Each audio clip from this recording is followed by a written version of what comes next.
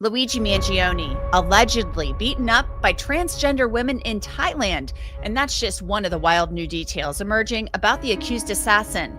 Now we're learning new details from diary entries and WhatsApp messages about his state of mind and the months leading up to the shooting of United Healthcare CEO Brian Thompson.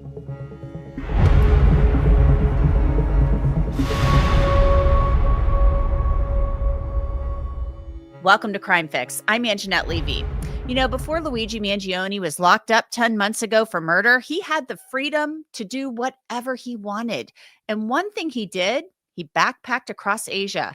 And a New York Times article shows it was quite the trip, but not all fun and games. WhatsApp messages are revealing Mangione was actually attacked by a group of transgender women while partying in Bangkok. Mangione called them Ladyboys. That's a derogatory term, but I'm actually told it's used commonly in Thailand. That incident gives us a rare glimpse into Mangione's life before he was accused of committing the cold-blooded murder of United Healthcare CEO Brian Thompson last December. Mangione, of course, grew up in a Baltimore suburb, part of a well-known family with country club roots. They own nursing homes. He graduated valedictorian from the all-boys Gilman School in 2016, then earned a bachelor's and a master's degree in computer science and engineering at the University of Pennsylvania. Friends described him as intelligent and thoughtful, but he struggled with a spinal condition for years and sometimes experienced brain fog, which affected his grades. After a successful back surgery in July of 2023, he was off pain meds and ready to travel. Now, that incident in Bangkok was just the beginning. During his time there, he met two American expats. He shared stories of his life in Maryland and Hawaii, and he talked about video games and Pokemon. He showed photos of himself near a volcano. He discussed artificial intelligence, and he commented on the high cost of healthcare back home, surprised at how cheap an MRI was in Thailand. He lost his phone in a taxi, explored local tattoo shops, and documented it all in WhatsApp messages. Now, for months after Thailand, Mangione, he seemed to vanish. Family and friends couldn't reach him. Social media, no sight of him. His mom even reported him missing to San Francisco police. Investigators now say this was the period during which he was quietly plotting his next move. New details from the New York Times show a man shifting from adventure to solitude, from partying to reflection, and according to his diary entries, from exploration to strategic planning. After Thailand, he headed to Japan, seeking solitude in the Nara Mountains and at Mount Omine, a sacred site since the 7th century where Shogundo practitioners climb treacherous ridges to test courage and find supernatural powers. On May 6, 2024, it was Luigi's 26th birthday. He checked into a tiny guest house in Tenkawa, the entry point to Mount Omine. He booked the only available room, called The Hunter, overlooking cedar-capped peaks and a roaring river. He spent 6 days there meditating, reading, writing, and, quote, zenning out, as he told one of his friends. The inn's owner said that Mangione left his room spotless, took out his own trash, and spoke only when necessary. He avoided digital devices and kept to himself. According to his friends and his diaries, he was thinking deeply about injustices in America's healthcare system and how he could make a statement. During his trip, he also met writer Jash Dulani in Mumbai, India, attempting to buy 400 copies of Dulani's book. This is all according to the New York Times, of course. They discussed logic, philosophy, and social impact. By July 2024, Mangione had returned to the U.S., laying low in San Francisco. According to his diaries, he was sleeping poorly and feeling foggy, but also becoming increasingly certain about his next move. Prosecutors say the writings, allegedly penned by Mangione, offer a rare window into his mindset in the weeks leading up to the shooting. In one entry dated August 15th, 2024, he reportedly wrote, "1 month in SF," that means San Francisco, "crazy slow, lack of urgency, lack of routine/plan, schedule, exercise, C spiral, RE catch 22. That said, I finally feel confident about what I will do. The details are finally coming together, and I don't feel any doubt about whether it's right/justified. I'm glad, in a way, that I've procrastinated Because it allowed me to learn more about UHC. KMD would have been an unjustified catastrophe that would be perceived mostly as sick, but more importantly, unhelpful, would do nothing to spread awareness slash improve people's lives. I'm feeling foggy, so I can't work with speed slash clarity slash confidence. But where ideas have been floating around or hold pieces, and I had to write them down. The target is insurance. It checks every box. 2 months later, another entry dated October 22nd, just 6 weeks before the attack, reads 1.5 months. This investor conference is a total windfall. It embodies everything wrong with our health system, and most importantly, the message becomes self evident. The problem with most revolutionary acts is that the message is lost on normies. For example, Ted K, that's Ted Kaczynski, the Unabomber, makes some good points on the future of humanity, but to make his point, he indiscriminately mail bombs innocents.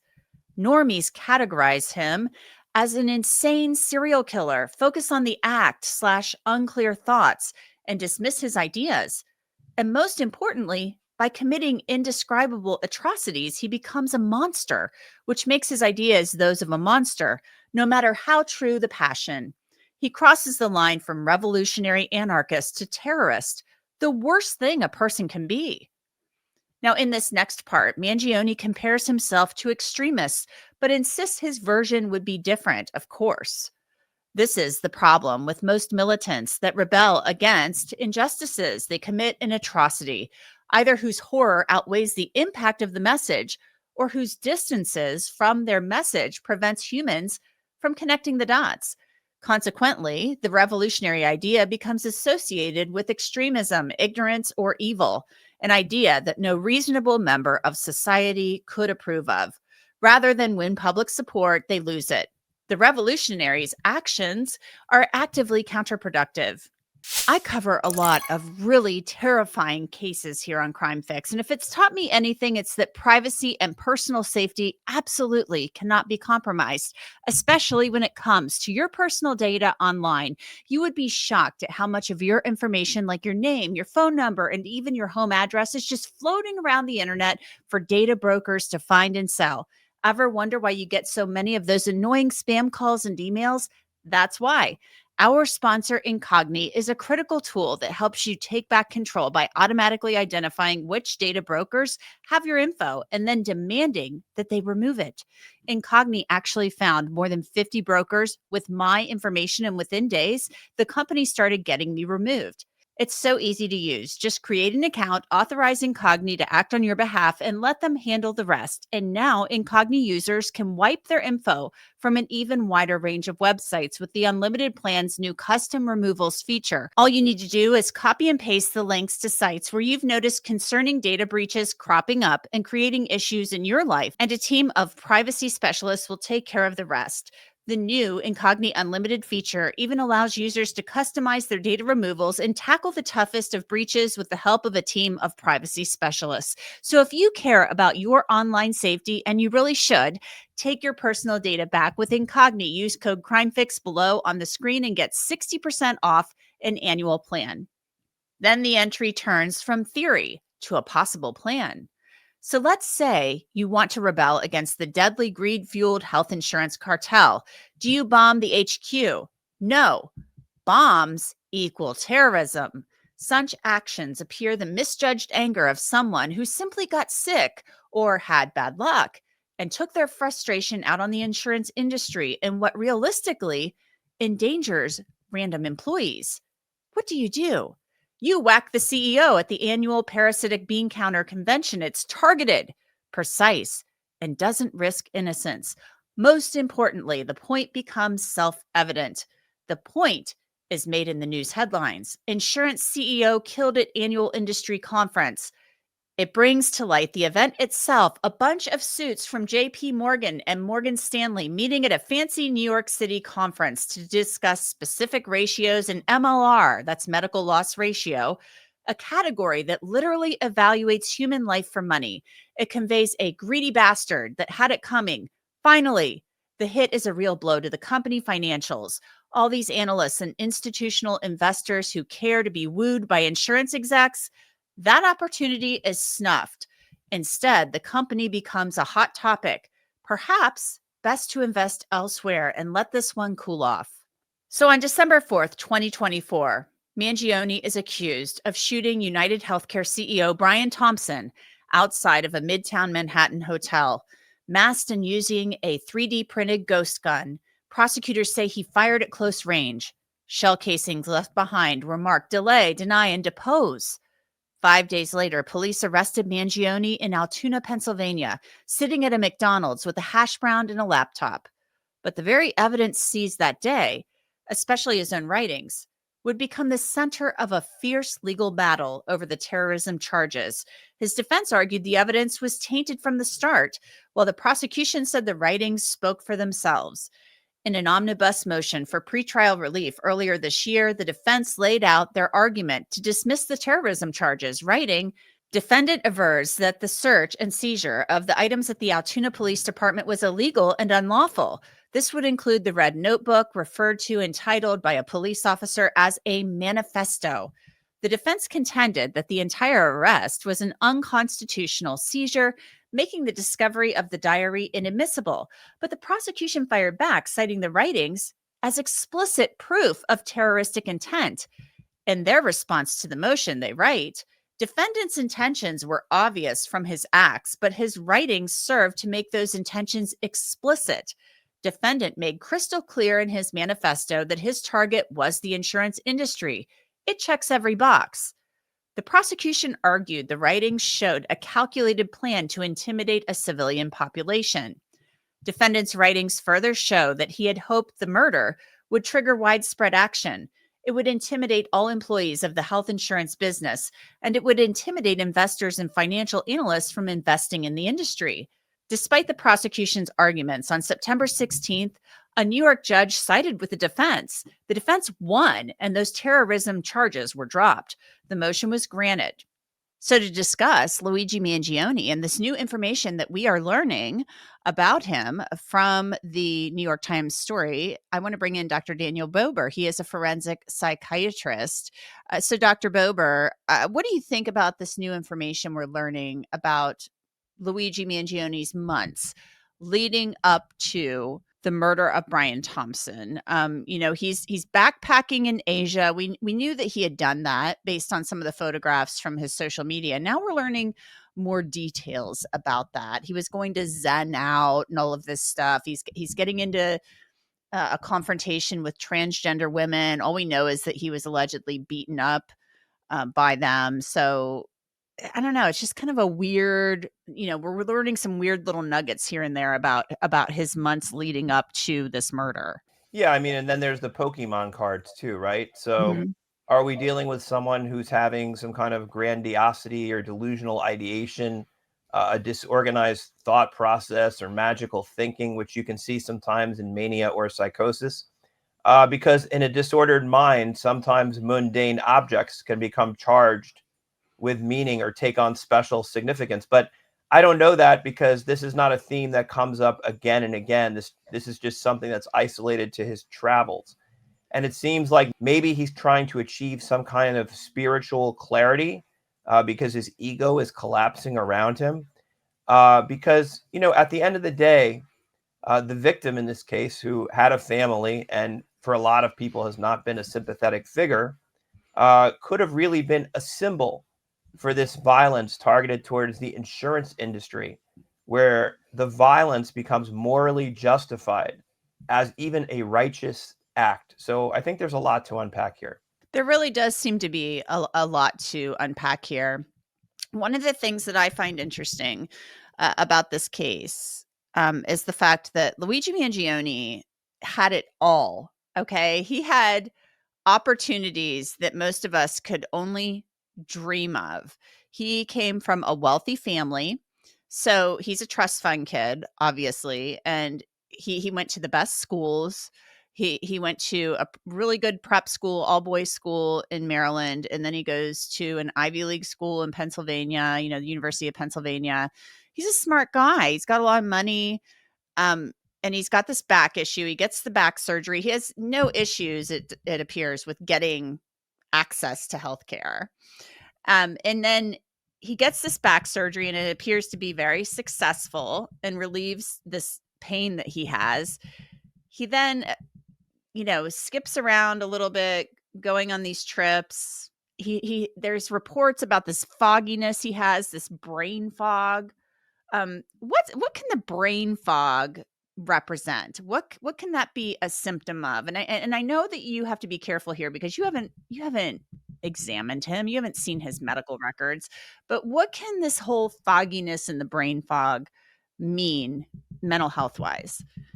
Well, the first thing I think of when I think about brain fog is substance use, right? Mm. Alcohol use, cannabis use. That's something I think about. But again, this might have been a guy that, with all this, probably was searching for meaning. He seemed very lost and he was looking for a cause. And maybe this was the cause that he took on, which is an easy target, right? The insurance industry, that a lot of people believe that profits in human misery. And when morality is hijacked by a delusion, violence can feel like a virtue. So it's interesting to me that he should have it all, right? It's interesting to me that he's wealthy, he's got the master's degree, he's got the bachelor's degree, he's got the money, and you're saying he's looking for a cause. Maybe he's searching for something. And a lot of people would say, well, he's got it. Well, that doesn't necessarily mean that just because you've got these degrees and you can get access to a really good job that you're looking for something that really like resonates, I guess, with your soul. So, and it sounds like maybe he was searching for something, but it sounds like he found something but went about sending the message the wrong way. And that is where I want to kind of pivot now to him reading this information from Ted Kaczynski. He thinks that Ted Kaczynski made some really, really good points, but where he went wrong was, hurting innocent people, just regular folks. Like he's targeting regular people. And so that's where the Unabomber went wrong, because his ideas were good, but because he targeted regular people to send his message, people thought he was a terrorist and a serial killer. Right. His ideas were good, but the execution of his ideas, pardon the pun, was the problem. Right. And so does Luigi become radicalized in your view simply by reading about the Unabomber? No, I think there has to be more than that. I mean, if you look at a lot of these mass shooters, they're often inspired by prior mass shooters. But I think, the Unabomber, in the case of Ted Kaczynski, was someone who was anti-technology, and he believed that technology was actually, one of the downfalls of society. So it was certainly an unconventional viewpoint. And so maybe what he identified with when it came to Ted Kaczynski was the fact that here's a guy who's going against the grain. I have it all, but it's still not enough. In a lot of ways, I see that in Mangione. I see a guy who was privileged, who was a trust fund kid. And by the way, as a psychiatrist, some of the worst outcomes I see are with kids who have trust funds Mm. because they have no motivation. They use the term affluenza. So they Mm-hmm. have no motivation to really do anything with their lives because the money is already there.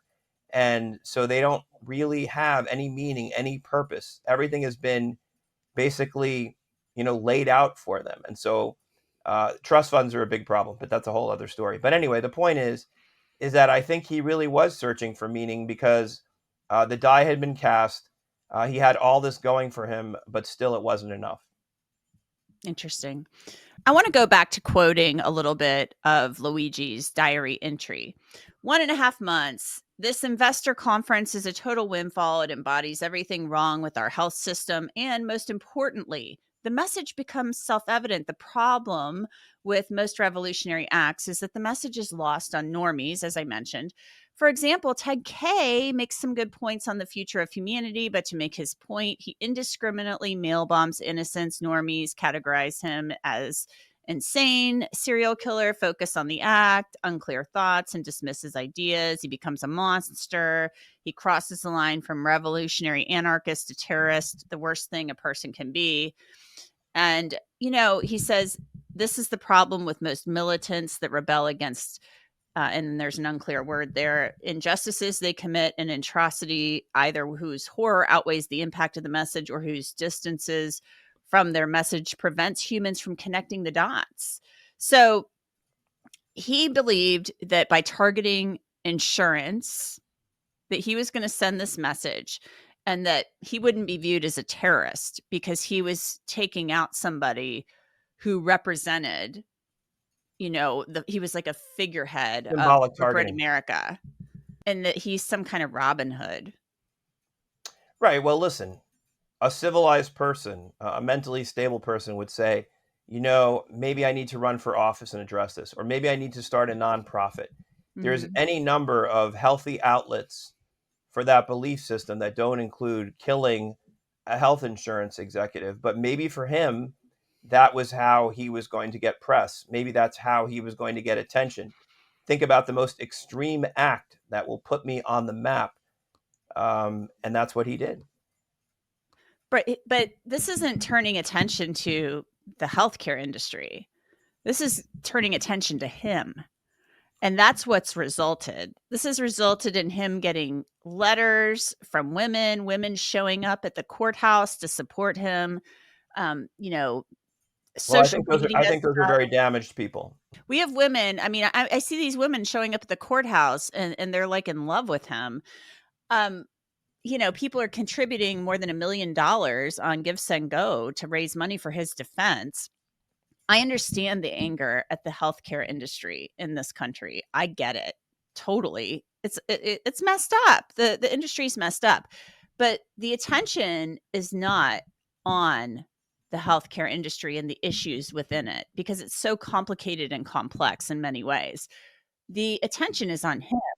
And these women, I think I don't know if they think he's going to get acquitted and they're going to have a relationship with him. I mean, I don't get it. So tell me what you think about these people showing up to hang out and say, "Hey, Luigi, we love you. You're so hot."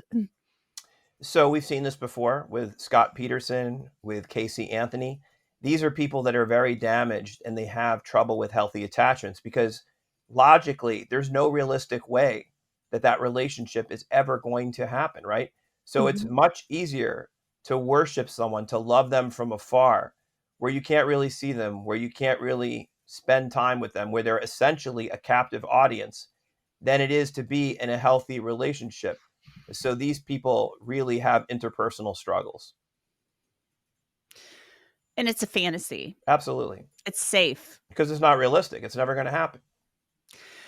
After the Asia backpacking trip, it appears that he goes on to San Francisco and he hangs out in San Francisco, and that's where he kind of goes off the grid. He doesn't like he's kind of similar to Ted Kaczynski in some ways in that he thinks social media is bad. Obviously, Ted Kaczynski was before social media, but Ted Kaczynski did not like technology, things of that nature. Obviously, Luigi liked technology. He was into computers. He used a 3D printer to make a gun. He says so. That's what he allegedly confessed to doing. So he's in San Francisco, and I'm just like, he went off the grid in some respects. His mom can't find him; she reports him missing. So something happens there, and so what do you think was going on with him in San Francisco? Do you think he's just kind of like ruminating in his own thoughts there? And because I think we're missing a big piece of the puzzle when we look at San Francisco. Well, something happened there. Either he became influenced by people he was interacting with, or the opposite may have happened. He became so withdrawn, so isolative, that he lost any social referencing.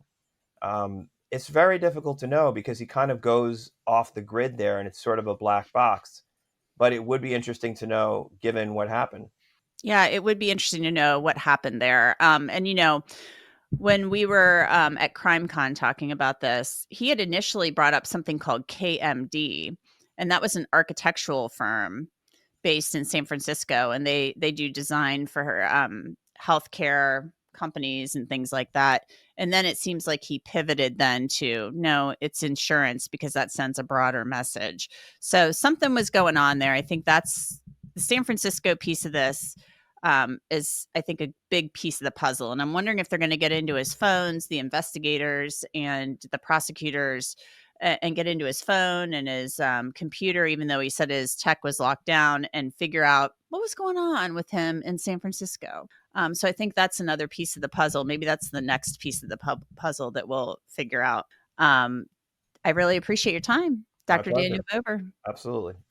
Luigi Mangione still faces those second-degree murder charges in New York State, and he faces federal charges as well. Federal prosecutors are pursuing the death penalty against Luigi Mangione. And I do want to mention to you, I reached out to Luigi Mangione's attorneys for comment on this New York Times story.